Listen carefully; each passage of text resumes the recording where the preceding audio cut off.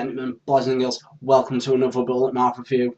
Today I'm going to be talking about a recent game, actually, in this, and capture gameplay footage and everything, so you'll see that in that corner. Yeah, so what game I'm talking about today. It's a new game. I've just bought it quite recently, actually. It's been out for a while. It got released in April 2012, and I've downloaded it because it were on the Steam sale, on one of the flash sales, and that is SkullGirls Encore. What is SkullGirls Encore? Well, it was developed by Revenge Labs and Lab Zero Games and published by Autumn Games and Marvelous AQL. It was published as well by Konami, but they had to pull that due to new contracts and everything like that, so it ended up getting taken off the marketplace for a bit on the PlayStation Network and Xbox 360 until it was republished, obviously, like I said, by Autumn Games or Marvelous AQL. So, what is SkullGirls? It's a 2D fighting game. It's very reminiscent of the character models and the way that the action is very reminiscent of JoJo's Bizarre Adventure on the Dreamcast, as well as modern fighting games like BlazBlue, Chrono Trigger and the Guilty Gear series, with the same over-the-top, insane wacky moves. What's the setting like and everything? Well, the setting is, it's set in a think of it post-war 1940s era, and the way that characters look and the way that it sounds is reflected in that. I mean, the music is a mixture of gothic music, gothic, jazz, soul, very reminiscent actually of the era with that, and it all takes place in a fictional village called Canopy Kingdom, which you know, it's all very nicely stylized. There are 8 female characters to pick from. Obviously, SkullGirls. It's obviously mainly on female. There's some DLC, and one of the characters is a male, which came as a surprise for some people.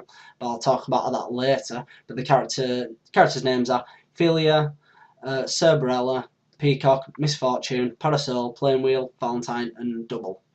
Double is one of the most unique characters within the game. Think of her like your Shang Tsung from Mortal Kombat. She morphs herself into different... She can use everyone's attacks. She's that sort of enemy. So what does the gameplay consist of, though? Is it just, you know, plain 2D fighting, or is there more depth to it? There is a story mode, and the story mode is actually very well done. Most of the story comes in cutscenes, which are before and after each round. And every character has their own unique storyline, story arc to go through. And as well as that, you have, in the arcade mode, you have a mixture of like team battles as well, reminiscent to the Marvel vs. Capcom games, where you can have like teams of up to like 3 people on your team, and they all have various attacks and strengths and everything, because you set that up in advance. Multiplayer on this is okay. It's workable. There's some problems, but I'll talk about that later when I talk more about the problems with the game that I have been having. And as we're saying, this is an indie title, so most of the development actually comes through crowdfunding, and there's always a new crowdfunding up when they want to make a new character for it. And that's one of the strong points of the game. It's crowdfunded, and it means if you are interested, you just pay money in, and that's done through Indiegogo. As well as the crowdfunding, it's one of those indie Kickstarter sort of things. And best thing is about this, it's constantly being updated. The developers do care about this game, so you're constantly getting updates for it. It's constantly updated. I mean, since I got it a few days ago, there's been about 3 or 4 updates, and it's already an old game, really, for the... yeah. It's constantly being updated, so it's about a 2-year-old game, and it's still being updated to this day. The developers do care about this, and they do make sure it gets put out. Right, what are the good points though in this little game called SkullGirls Encore? The The positives are it's very accessible. It will run on most PCs quite well. You will most likely, if you got an half decent PC, be able to hit 60 frames a second. The options menu does allow you to change resolution, including your frame rate as well, which is pretty nice touch to put in. Obviously, the options are pretty much bare bones. It is a 2D fighter. There's no real problems in that respect. And also, the move list is simple as well. It's reminiscent of a Street Fighter type of game. You know, your half crescent circle to do move, well, half crescent circle punch to do a move and stuff like that. Same as your special moves as well. It's just a a variation on the controller, but that's when you get like you have a gauge, special gauge, which allows you to do these quick or like special moves more or less, which is very good. Now, to talk about the bad points of this game, you have to understand that this game still is in beta as well. There is an open beta, which you do get with the game. So the game actually is in continuous beta, more or less. It's constantly being worked on, which is great actually. If you can get it cheap, it's great for that. The only problems that I have had was incompatibility when trying to force graphics changes through my the ATI Catalyst engine. It had a problem with the puppet, the character animations. You would see scan lines in them more or less, or breaking in the graphics, which seemed a bit odd or off. Another problem which I had, if you are recording the footage, I'm using a lightweight program called Fraps, and with that it would drop in from 60 to 30 and it would go down. It wasn't constant. When there was a lot of action on screen, it'll go down to about 25. That's more my PC more than all else.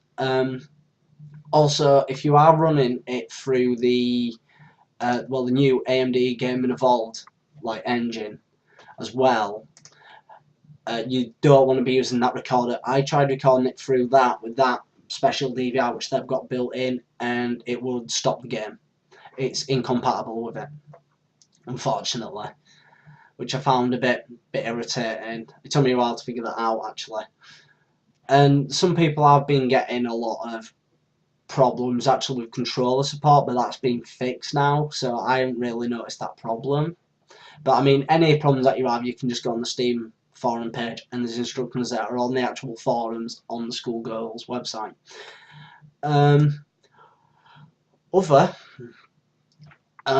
Another thing that irritates me, but it's sort of a cliche of the genre, is even in an easier mode, the end boss is far too overpowered. You do far too less damage to the last boss than you would do to anyone else. It makes the game come off cheap because they can do normal damage to you while you're not even doing half. You're doing about a quarter of what your damage would normally be. And to me, that just feels a bit cheap, and it's cheap difficulty more or less. It's not like they're constantly doing special attacks or they're doing great combos or all. No, it's like you just wearing away at the last boss, and it does take a while to do. As said though, the game is continuously updated, and DLC is pretty damn good actually. I'm having a few problems with it at the moment. It won't work with the main game, but it'll work with the beta. So I need to figure that out myself and find out what's happening with that, to be honest. And apart from that, the game is very much worthwhile getting. And yeah, so what's my verdict on this? If you can get it cheap on Steam, or even on the Xbox Live Arcade or the PlayStation Network, pick it up. It's a great 2D fighter which throws itself back to the days of JoJo's Bizarre Adventure and even newer games, as I said, like Blaze Blue with that anime style animation and the over the top nature of the game. It's a fun game. I've put in probably about 5 or 6 hours so far playing it online and playing it offline, doing the story mode and trying to find out more about it and playing it. So I've been kind of hooked on it at the moment. And yeah, that is my review for SkullGirls Encore. I've been BulletMarv, and as I say at the end of every video, keep on gaming.